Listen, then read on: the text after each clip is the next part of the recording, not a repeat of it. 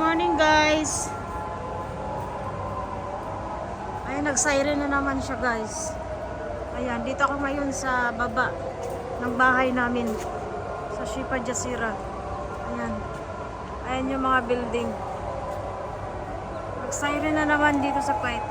Ayan guys. Alert na naman dito.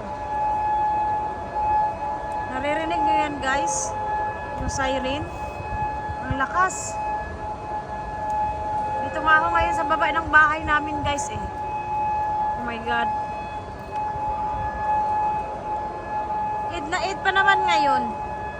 Nakakatakot sila, di ba?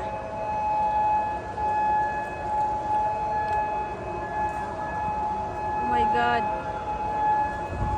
Ito yung building na tinitirhan ko guys. Ayan, nasa ano ako, nasa 4th floor. Ang lakas ng siren. Naririnig nyo ba yan? Siren niya na may bumbang paparating.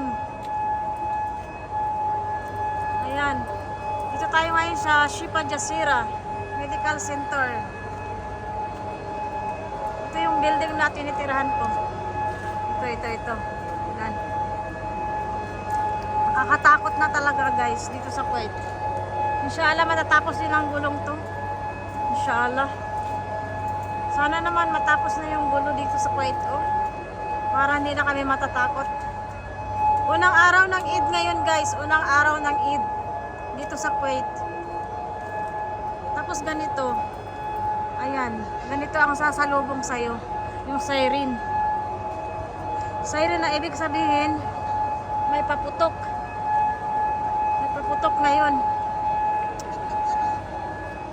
Nakakatakot sila, guys. Punta kami ngayon ng trabaho kasi Eid ngayon. Dito pa lang ako sa baba ng bahay. Naghihintay ako ng ng transport.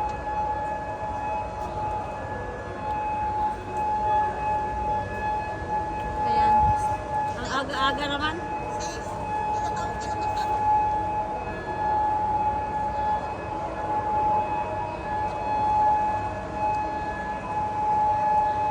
Halika muna. Halika muna. Ayan yung kasama ko sa trabaho. Papunta na dito. Nag-siren na naman. Nag-siren na naman. Maraming beses na. Nagpunta na ako ng masjid. Nagpunta ka na doon? Sabi mo punta tayo sa masjid. Nakapunta ka na doon? Oo. Hindi nga. Ang dami ng tao kaya umalis ako eh. Talaga? Ayan guys. Ayan. Ayan na yung siren. Naririnig nyo ba guys? Yan dito, ganyan dito pag mayroong bumbang parating. Nagsa-siren sila. Nakakatakot.